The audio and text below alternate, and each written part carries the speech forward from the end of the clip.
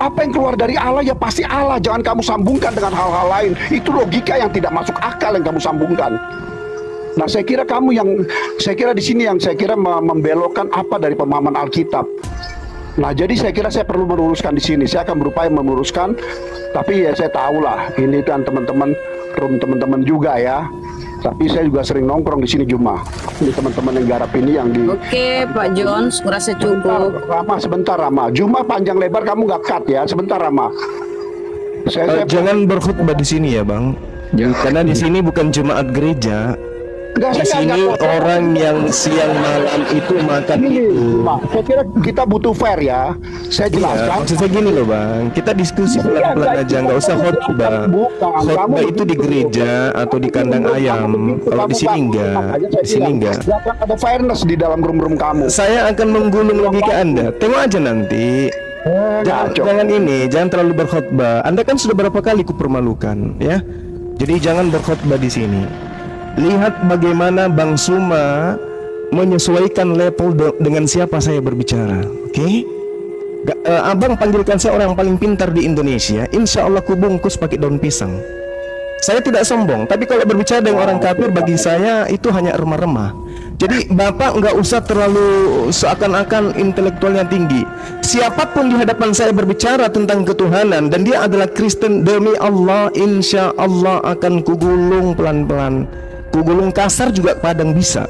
Nah, kalau saudara ingin berdiskusi dengan saya, Anda mengatakan saya tidak ngerti, saya nggak paham, mari kita buktikan, mari kita diskusi. Jangan berkhotbah, jangan curhat, jangan menasihati di sini. Kita berbicara mengenai kebenaran tentang Tuhan. Jangan berkhotbah, jangan menilai. Oke? Bisa? Oke, langsung. Silakan. Silakan. Jadi begini ya. Iya. Ya. Saya bilang tadi kamu nggak boleh sandingkan. Sekarang apa yang kamu kebingungkan dengan kekristenan kami, dengan Allah kami? Apa yang kamu rasa? Baik. Oke, giliran saya ya. Giliran saya. Saya ingin menyadarkan Anda dulu, tapi kelihatannya lebih bagus kalau saya timpuk kepala Anda pakai bola takro kayaknya ya, biar agak-agak bisa berfungsi otak Anda itu. Ketika Anda datang naik ke sini ingin menjelaskan, Anda ngerti gak apa itu menjelaskan? Anda paham tidak itu apa menjelaskan? Akar kata jelas itu apa? Paham tidak Anda di situ? Anda tidak paham pasti. Tiba-tiba naik ke sini, aku akan menjelaskan. Hai, Anda ngerti kata menjelaskan itu? Hah? Yang Anda lakukan Kristen sedunia bukan menjelaskan Tuhan, tetapi menutupi kebenaran tentang Tuhan, bukan menjelaskan. Kata menjelaskan itu adalah menerangkan, menguraikan secara terang. Itu dikatakan menjelaskan. Jadi kalau cakupan daripada kata menjelaskan itu artinya Anda menguraikan sejelas-jelasnya apa yang sedang Anda imani ini. Bukan cuma doktrin. Yang menjelaskan itu aku, Bang Suma, yang menjelaskan pada kalian. Oke? Nah, sekarang kita masuk. Itu pahami dulu. Jangan Anda mengatakan, harusnya begitu Anda mengatakan, Bang Suma, aku ingin mengaburkan tentang Tuhan saya supaya tidak jadi olok-olokan bagimu. Itu. Tapi kalau menjelaskan berarti Anda menguraikan nanti semua. Ususnya Yesus, kakinya Yesus, kentutnya Yesus. Anda harus jelaskan semua itu sama saya. Kalau Anda ingin menjelaskan. Ya, jadi masuk ke dalam pernyataan saudara, firman bukan perkataan. Al-Quranul Karim juga mengatakan itu. Jadi tidak, saya kan di awal tadi, andai Anda paham dan punya alat untuk mendeteksi apa yang saya sampaikan, Anda akan paham nanti. Tapi rupa-rupanya sampai sekarang masih kayak dulu Anda ini. Al-Quran menjelaskan wa kalimatullah hiyal ulya wallahu azizun hakim, dan firman Allah itulah yang tinggi. Ini kalau berbicara mengenai kalimatullah, tidak berbicara mengenai manusia, tidak berbicara tentang rahim, tidak berbicara tentang daging. Ini berbicara terkait kehendak Allah. Itu yang dimaksud. Kalau dikatakan bahwa wa kalimatullahi hiyal ulya, maka itu sedang berbicara terkait dengan keinginan, kehendak, gagasan, ide Allah yang bersama dengan Allah. Tapi ketika berbicara makhluk yang berasal dari firman,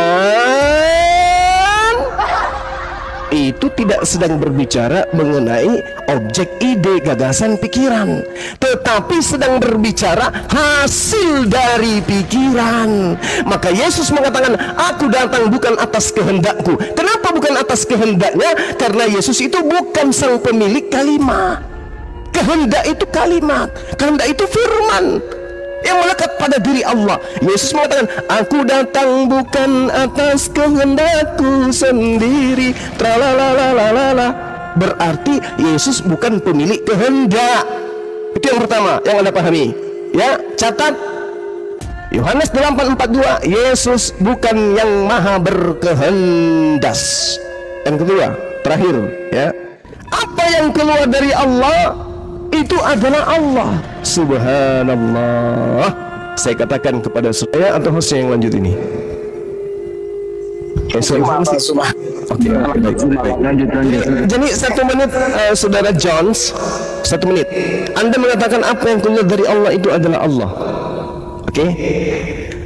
Di dalam Yohanes 1, ini pendekatan yang sangat-sangat kecil sekali buat Anda yang ya ilmunya masih cetek.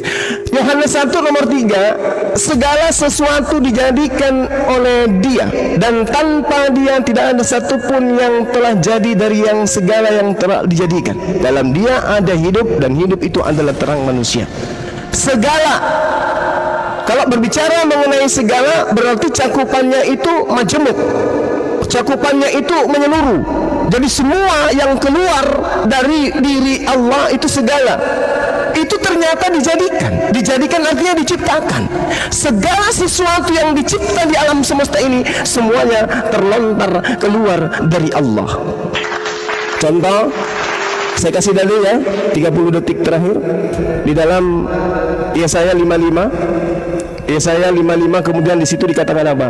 Segala sesuatu yang keluar dari mulut Tuhan. Kalau Anda butuh original teks, saya sajikan. Demikianlah firmanku yang keluar dari mulutku, yang tidak akan kembali kepadaku dengan sia-sia.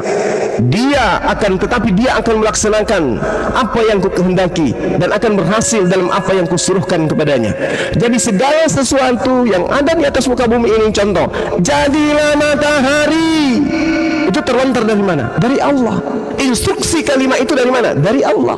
Maka yang keluar kemudian adalah perintah. Apa yang terjadi? Matahari tercipta.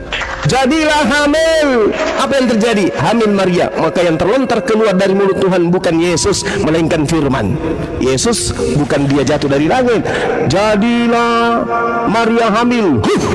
Oh, jatuh Yesus dari langit. Terang, dari atas orok, langit ke-7, langit ke-2 sudah mulai memanjang kakinya, langit ke-3 kemudian keluar jenggotnya, langit ke-4 giginya sudah sampai ke dunia. Mana kembali jadi bayi? Bukan Yesus yang keluar dari Allah, tapi yang keluar dari Allah adalah instruksi yang berasal dari kehendaknya. Masuk perintah itu ke Maria, Maria hamil, keluarlah manusia ciptaan 100%. Yesus anak dari Nazaret yang tidak bisa berbuat apa-apa dan tak bisa berkehendak pun tak apa-apa. Dia hanya utusan Tuhan. Perang. Nah, silakan Anda lanjutkan.